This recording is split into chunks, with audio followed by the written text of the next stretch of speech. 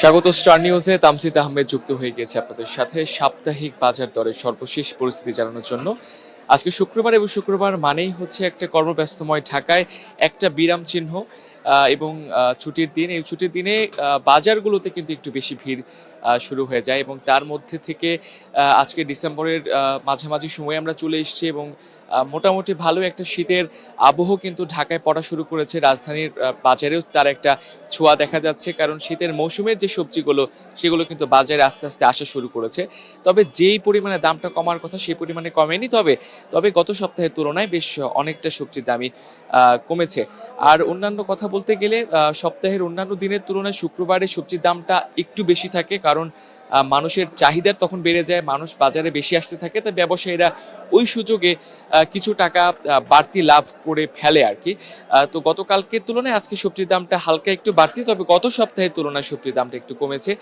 যদি শীতের মৌসুমী যে সবজিগুলো রয়েছে, ফুলকপি বা বাঁধাকপি, যদি সেগুলোর কথা বলতে চাই, যেটা গত সপ্তাহে বিক্রি হচ্ছিল 50 থেকে 60 টাকা প্রতি পিস, সেই সবজির দাম কিন্তু এখন হচ্ছে প্রতিটি ফুলকপি এবং বাঁধাকপি দুটি বিক্রি হচ্ছে 40 টাকা, এবং যদি আকার ভেদে একটু ছোট আকার হয় তাহলে 30 টাকায় কিন্তু সেগুলো পাওয়া যাচ্ছে।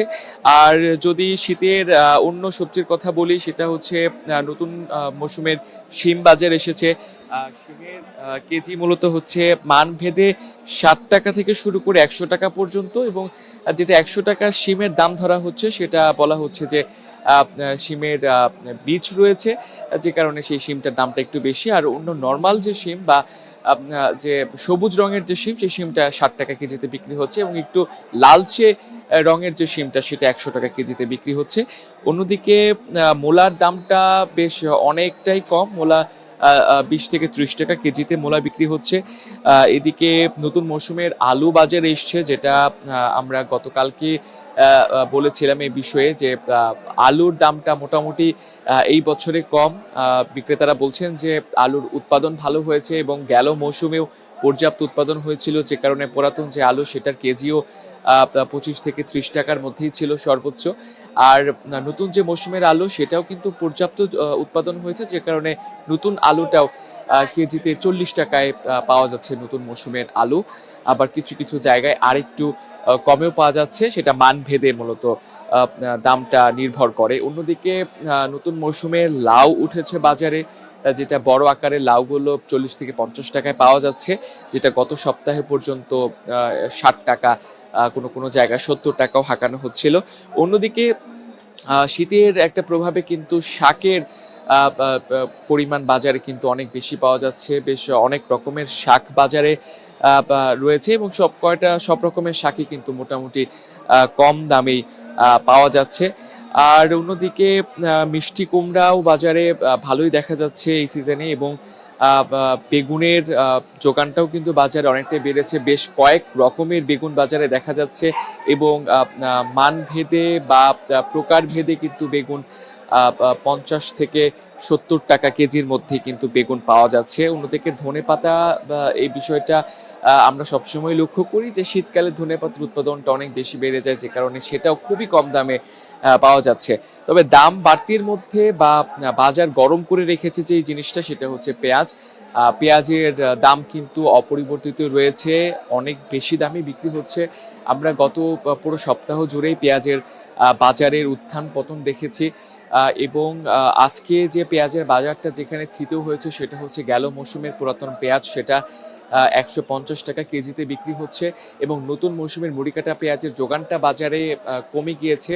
এর পেছনে কারণ হিসেবে দেখা হচ্ছে যে ভারত থেকে যে আমদানি করার কথা বলা হয়েছে, সেই আমদানির কারণে পেঁয়াজ তার ক্ষেত থেকে বা মাঠ থেকে নতুন পেঁয়াজের আহরণটা কমিয়ে দিয়েছে, যে কারণে বাজারে নতুন পেঁয়াজ বা মুড়িকাটা পেঁয়াজের যোগানটা কমে গিয়েছে। তো মুড়িকাটার কেজি বিক্রি হচ্ছে 110 থেকে 120 টাকা কেজিতে।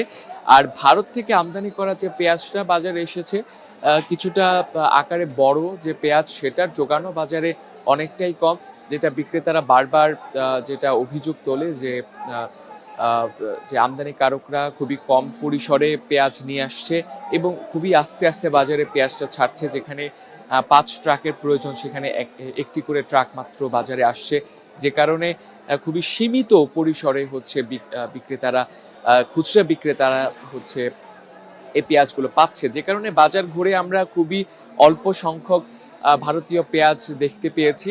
এবং এক কথায় বলতে গেলে বিক্রেতারা সেই অভিযোগই তুলছে যে যোগান কম, তাই দামটা বেশি রাখতে হচ্ছে। এবং ভারতীয় পেঁয়াজের কেজি কিন্তু 130 টাকা পর্যন্ত ছুঁয়ে যাচ্ছে।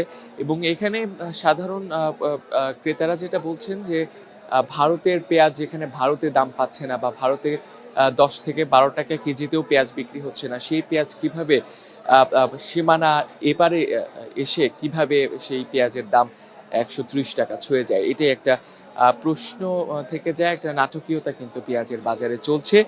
আর সবজির বাজার নিয়ে যেটাই বলছিলাম, যে সবজির বাজার বেশ অনেকটাই থিতুর দিকে যাচ্ছে, অনেকটাই কমের দিকে যাচ্ছে। এবং বিক্রেতারা বলছে যে সামনে যত শীত পড়তে থাকবে, সবজির যোগানটা আরো বাড়তে থাকবে এবং দাম আরো কমের দিকে যাবে।